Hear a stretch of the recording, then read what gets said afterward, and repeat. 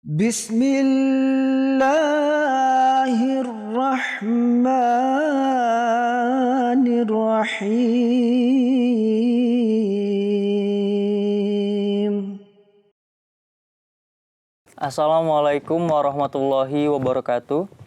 Pemirsa MTA dimanapun Anda berada, selamat berjumpa kembali bersama saya Ammar Ahmad pada acara Esensi Ajaran Islam.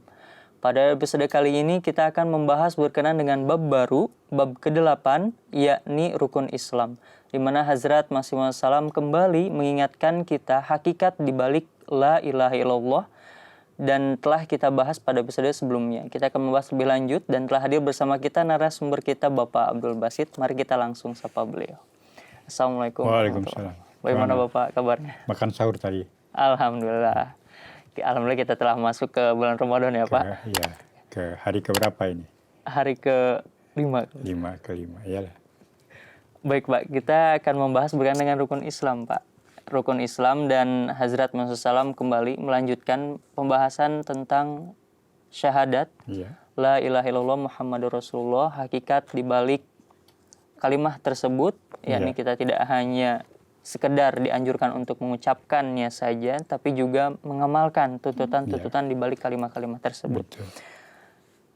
Baik, silakan Bapak menyampaikan pemaparan Bapak. Ya, pada bab kali ini berkenaan dengan rukun Islam.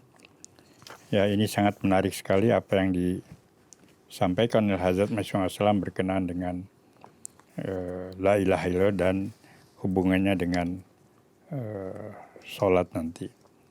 Ada dalam khutbah Jalsah tahun 1906. Ya. Beliau menyatakan, aku telah menekankan berulang kali bahwa kalian tidak boleh hanya cukup puas kalau kalian itu termasuk umat muslim dan telah menyatakan La ilaha illallah. Ya. Tiada yang patut disembah selain Allah. Mereka yang telah mempelajari Al-Quran tahu betul kalau Tuhan itu tidak puas hanya dengan omongan manusia saja. Al-Quran mengemukakan riwayat umat Yahudi, bagaimana mereka pada awalnya dikurniai Allah Subhanahu wa Ta'ala dengan berbagai anugerah akbar. Tapi ketika mereka kemudian hanya berucap di mulut saja, sedangkan hatinya menjadi penuh dengan kedengkian, keculasan, dan pikiran jahat, maka Allah Subhanahu wa Ta'ala lalu menimpakan berbagai azab di atas mereka. Sedemikian rupa sampai ada dari golongan mereka yang disebut sebagai monyet dan babi, kan? Kiradatan khasyiin. Semua ini terjadi padahal mereka memiliki kitab Taurat dan Mazmur, di mana mereka menyatakan bahwa mereka mengimani isinya serta mengakui semua nabi-nabi mereka. Hanya saja Tuhan tidak puas dengan mereka karena pengakuan mereka itu semata-mata merupakan ucapan di mulut saja, sedangkan hati mereka kosong daripadanya. Coba renungi mana dari ungkapan kepercayaan bahwa tidak ada yang patut disembah selain Allah, yaitu La ilaha illallah. Dengan menyatakan hal ini melalui lidah dan meneguhkannya di dalam hati, maka seseorang mengakui bahwa tidak ada sembahan selain Allah Subhanahu wa Ta'ala. Arti kata ilah dalam bahasa Arab mengandung arti wujud yang disembah, yang terkasih, dan Tuhan yang sesungguhnya. Kepercayaan yang dianut umat muslim ini merupakan perlambang atau ringkasan dari Al-Quran. Sulit bagi sembarang orang untuk menghafal buku-buku yang tebal. Ya. Allah Subhanahu wa Ta'ala itu maha bijaksana. Oleh karena itu menyampaikan kepercayaan yang ringkas bunyinya. Maknanya yang paling mendalam mengandung arti bahwa sampai manusia memilih Tuhan di atas segalanya, sampai dia diakui sepenuhnya sebagai satu-satunya Tuhan yang disembah, dan sampai dia itu menjadi tujuan hakiki, sebelum itu maka manusia tidak akan peroleh keselamatan. Dinyatakan dalam satu hadis, beliau pernah bersabda, man qala la ilaha illallah fadakhalal jannah. Ya. Barang siapa yang menyatakan bahwa Tuhan tidak ada yang patut disembah selain Allah, maka ia akan masuk surga. Banyak manusia yang menyalahartikan hadis ini. Mereka membayangkan bahwa cukup mengulang-ulang kepercayaan tersebut secara lisan, dan mereka akan masuk juga surga dengan sendirinya. Allah Subhanahu wa Ta'ala tidak menghiraukan ungkapan perkataan belaka. Dia itu melihat bagaimana hati sesungguhnya. Berarti mereka yang menanamkan konsep hakiki dari kredo ini dalam hatinya sehingga keagungan Allah Subhanahu wa Ta'ala sepenuhnya terukir dalam kalbu, maka ia akan masuk surga. Jadi sudah jelas di sini bahwa bukan sekedar mengucapkan la ilaha illallah, ya, tapi juga harus terwujud, ya, terbentuk di dalam diri kalbu seorang itu, ya, secara hakiki bahwa betul-betul dia meyakini bahwa tidak ada yang patut disembah, tidak ada wujud lain yang patut disembah, ditaati, dipatuhi, dihasrati, dicintai kecuali Allah Subhanahu wa Ta'ala. Itu mengatasi segala keinginan pribadinya. Maka itu menuntut manusia untuk melaksanakan semua perintahnya. Kan logika juga, akal juga mengatakan kalau seorang mencintai, berhasrat, ya, mencapai sesuatu, dia akan usahakan jangan sampai gagal. Contoh saja kalau kita mencintai seseorang, kan, kita akan berusaha sedemikian rupa, jangan-jangan dia nanti marah. Ya, kita berusaha menghiburnya, mencintainya, segala keinginannya kita penuhi, macam-macam lah kan. Itu kan tuntutan daripada pernyataan ini. Banyak orang kan, aku cinta kepada ini, nafkah tidak dikasih, tidak diperhatikan, ya, boro-boro. Ya, tidak begitu. Karena ketika kita mendeklarasikan, kita menyatakan mencintai satu orang, berhasrat itu, ya mesti dituntut juga, mesti ada perlakuan zahirnya kan. Misalnya, ada buktinya. Ada buktinya. Ya, kita mencintai anak misalnya kan, tapi ditengok pun tidak, dibayar tidak, diitukan tidak, ya macam mana, diabaikan saja. Ya bagaimana katanya kamu mencintai, tidak ada perhatian, kan itu perhatian. Ya, perhatian yang kemudian dizahirkan dengan memberikan sesuatu, perhatikan keperluannya, nanya atau paling tidak just say hello katanya kan. Ini sama sekali tidak, ya macam mana itu. Jadi ketika begitu juga dengan Allah Subhanahu wa Ta'ala, ketika kita mengucapkan la ilaha illallah, ya mesti ada buktinya. Ketika dinyatakan bahwa salah satu arti ilah dalam kamus bahasa Arab yang benar itu adalah zat yang patut disembah, yang paling dicintai, paling ditaati, paling dipatuhi, paling dihasrati, ya, menjadi dambaan. Ya, itu kan itu semua. Jadi selain, tidak ada wujud lain selain Allah Subhanahu wa Ta'ala. Maka itu menuntut semua tindakan untuk menzahirkan bahwa ada dalam dirinya itu dambaan itu. Ya. Makanya di sini dikatakan bahwa makanya jika seorang meyakini sepenuhnya kepercayaan ini, maka tidak akan ada lagi selain Allah Subhanahu wa Ta'ala yang menjadi objek perhatian atau yang patut disembah. Martabat kerohanian dalam bentuk abdal, kutub, gos tidak lain adalah keimanan sepenuhnya pada kalimat la ilaha illallah. Ya. Ini adalah istilah-istilah, ya, di Hindustan di sana, di daerah itu. Abdal itu ya sebagai pengganti atau tingkatannya di bawah seorang nabi. Ya, wali lah, ya. Kutub ini semua istilah-istilah yang tidak dikenal kalau di Indonesia, ya. Tapi ini istilah-istilah yang ada di itu. Jadi ini semua adalah para wali, orang-orang suci yang memiliki keyakinan yang benar terhadap la ilaha illallah, dan mereka memiliki hubungan yang sangat luar biasa dengan Allah Subhanahu wa Ta'ala ini. Ya, jadi dari amalannya saja, dari ibadahnya saja, ya mereka menzahirkan bahwa memang tidak ada yang patut disembah selain Allah Subhanahu wa Ta'ala. Selanjutnya Rasulullah mengatakan, kepercayaan luhur ini mengecualikan segala sembahan lainnya selain Allah. Dengan demikian perlu kiranya mengikis dari kalbu tiap orang segala sembahan lain yang bersifat personal ataupun universal, agar hatinya disucikan bagi Allah semata. Sebagian dari berhala itu kasat mata, ya. patung, pohon atau apa juga lah. Tapi sebagian lainnya bersifat tersembunyi dan tidak nampak. Sebagai contoh, ketergantungan pada sarana material di samping Allah Subhanahu wa taala adalah juga merupakan berhala. Meskipun tersembunyi dan tidak nampak sifatnya. Jadi di mana-mana itu kesempatan untuk syirik itu banyak. Ya itulah ego yang ada dalam manusia, dimanapun kapan saja itu bisa mengganggu kita. Ya, itulah pekerjaan setan. Selama kita masih hidup, yang diungkit-ungkit itu, yang selalu menghasut itu, ya ego yang bisa kamu kan ini, wah inilah pokoknya kamu itu, kamu ini kan, kamu pandailah, kamu inilah, kamu jagolah, katanya. Oh kamu kan keluarga kamu hebat lah, ada yang menteri, ada yang itu.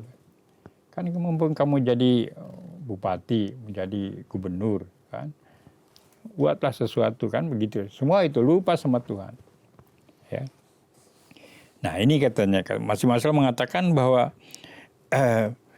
berhala itu ada yang nampak, yang kasat mata, kan. Nah itu sekarang tidak lagi orang nyembah macam-macam. Tapi yang kasat, yang tidak nampak itu, yang selama kita pergi, ya berhala yang besar itu, ya ego manusia ini menjadi sombong, takabur, macam-macam lah. Al-Masih mengatakan semua berhala tersembunyi yang dibawa-bawa manusia kemana saja nyatanya sulit sekali dienyahkan. Para filosof akbar dan orang-orang bijak saja tidak mampu mengenyahkannya. Berhala-berhala itu seperti serangga yang amat halus dan tidak bisa dilihat dengan mata kecuali melalui mikroskop rahmat akbar Allah Subhanahu wa taala.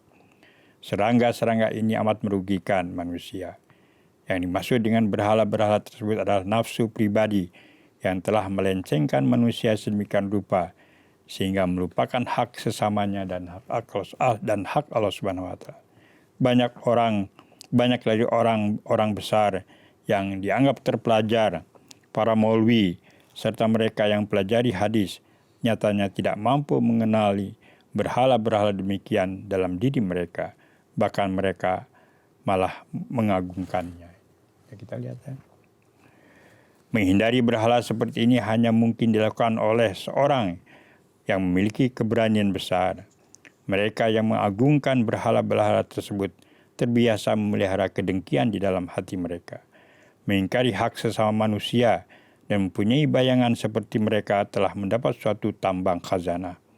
Mereka menganggap penting dan sepenuhnya bergantung pada sarana material. Selama kecenderungan seperti itu belum dinyahkan sama sekali, maka selama itu juga ketauhidan ilahi tidak akan bisa ditegakkan. Nah itulah, jadi jelas sekali bahwa la ilaha illallah itulah ya menuntut manusia untuk mengenyahkan semua ego. Tuntutannya itu begitu, baru la ilaha illallah menjadi sumber keselamatan yang benar itu. Ya, barang siapa yang mengucapkan la ilaha illallah, maka dia akan masuk surga. Nah, di balik itu tuntutannya yang sangat luar biasa. Yang berat itu bukan mudah. Ya. Nah, inilah secara singkat bagaimana falsafah la ilaha illallah itu. Ya, bila kita renungkan, dan disitulah sebetulnya kalau itu betul-betul dijalankan, maka seseorang itu telah mendekatkan tauhid dalam dirinya. Nah, itulah yang akan menjadi sumber keselamatan, najat di dunia ini juga nanti di akhirat. Sangat menarik sekali pemaparan Bapak, di mana Hazrat Masih Wassalam mengingatkan kita kembali bahwa iman kepada la ilaha illallah tidak hanya sekedar dalam bentuk ucapan, namun kita harus tetap mengamalkannya, mengamalkan apa-apa yang menjadi tuntutan di baliknya. Kemudian berkenaan dengan ajaran Al-Quran bisa diringkas dalam bentuk kalimat yang sederhana. La ilaha illallah artinya seluruh Al-Quran memang intinya mengajarkan ketunggalan, keesaan dari Allah Ta'ala gitu Pak. Iya betul. Karena itu semua tadi ketika kita mengucapkan la ilaha illallah itu, maka dituntut manusia untuk melaksanakan semua perintahnya ini. Makanya di sini dalam kalimat yang jelas sekali di sini masing-masing mengatakan ya, Yang dimaksud dengan berhala-berhala tersebut adalah nafsu pribadi yang telah melencengkan manusia, yang telah mengelakkan manusia, ya, melencengkan manusia, menjauhkan manusia dari jalan benar, ya, sedemikian rupa sehingga melupakan hak sesamanya dan hak kepada Allah Subhanahu wa Ta'ala. Kan begitu itu. Jadi nafsu itulah yang menjauhkan manusia, memenuhi hak-haknya terhadap sesama manusia dan juga hak-hak terhadap Allah Subhanahu wa Ta'ala. Hak terhadap manusia itu apa? Bagaimana kita cara yang paling dekat di lingkungan keluarga, terhadap istri, terhadap suami, terhadap anak, terhadap saudara, terhadap kerabat. Banyak itu. Ya, belum lagi nanti terhadap di lingkungan luar itu, rumah kita, keluarga kita, family kita, tetangga kita, tetangga dekat, tetangga jauh. Ya. Itu juga. Kemudian apalagi, ya, hak-haknya harus dipenuhi. Kan begitu. Nah, ini kalau ini semua itu kan sumbernya dari la ilaha illallah itu. Ketika kita patuh dan kita samina wa ta'ana, kan begitu. Kami mendengar, kami patuh, ya, taat. Ya, taat itu melaksanakan perintahnya. Bagaimana kita menzahirkan taat kepada Allah Ta'ala? Apa jungkir balik? Atau bagaimana, kan? Ya, itu makanya datanglah Rasulullah SAW diutus. Ya, ini loh. Ya, kalau kamu betul percaya dan meyakini dengan ucapan la ilaha illallah, inilah caranya. Makanya Rasulullah SAW mengajarkan bagaimana cara beribadah, bermuamalah, kan begitu. Nah, inilah intinya itu. Lihat saja itu cara mengamalkan, cara menzahirkan bahwa kamu betul-betul mendeklarasikan, menyatakan la ilaha illallah itu. Kan? Ada buktinya, ada penzahirannya. Penampakan kecintaan itu mesti ada.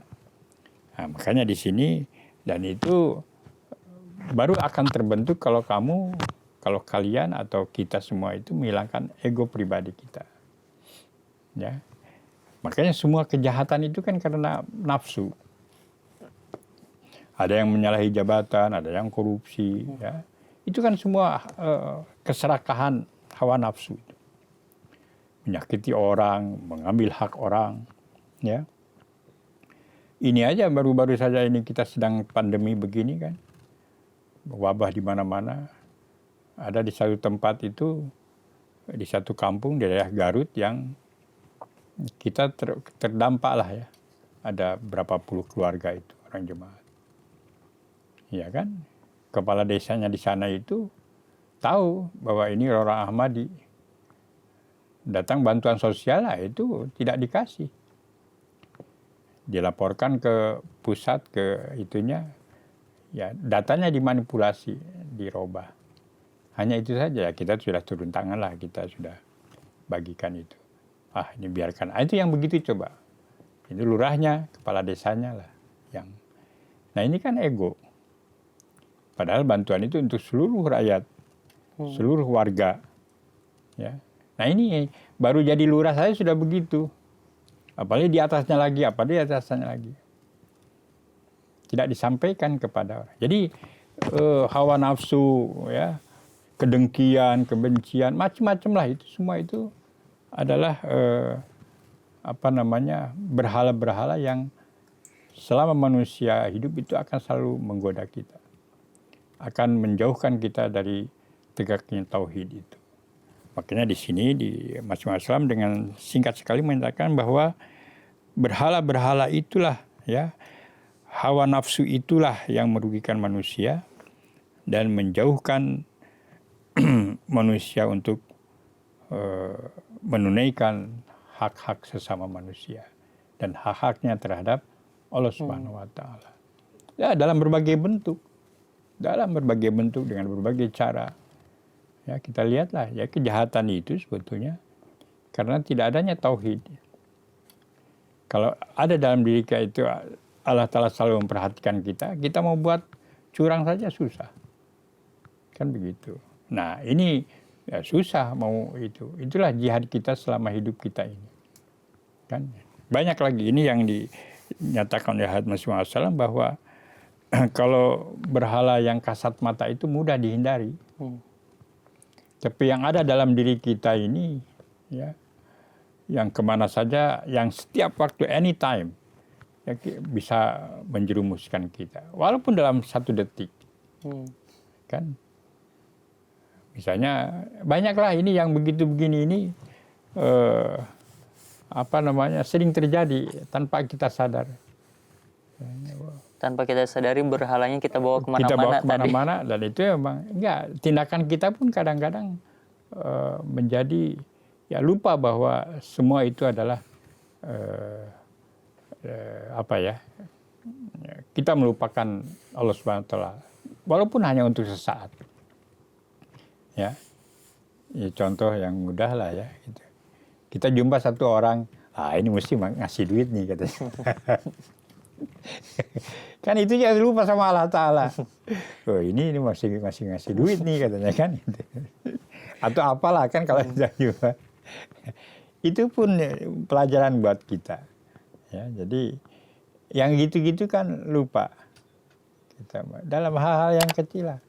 Aduh, untung aja kan selalu kita bilang, untung aja ada si fulan. Ya. Kalau tidak, aduh, macam mana kita kan? Ya, ketika kita mengucapkan itu sudah lupa kepada Allah Ta'ala, itu ya sudah, baru kita sadar, oh ya astagfirullah kan. Nah, yang begitu-begitu itulah ya, yang selama kita hidup itu selalu saja terjadi, dan itu selalu bertobat. Makanya Allah Ta'ala itu sifatnya tawab kan, tawabur rahim kan. Karena berulang-ulang manusia itu berbuat dosa, lupa, macam-macam ini. Ya, Allah Ta'ala juga berulang-ulang kali datang dengan rahmatnya untuk menerima tobat kita ini. Baik Pak, silakan Bapak menyampaikan kesimpulan Pak untuk mengakhiri podcast kali ini. Oleh karena itu di sini sudah jelas sekali bahwa menghindari berhala seperti itu hanya mungkin dilakukan oleh seorang yang memiliki keberanian besar.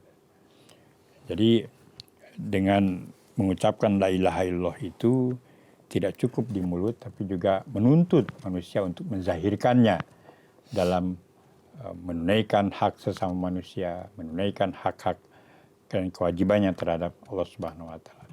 Barulah Allah Ta'ala akan melihat, atau orang akan melihat seberapa jauh telah tegaknya tauhid dalam diri kita ini. Jazakumullah Bapak atas pemaparan Bapak Pak.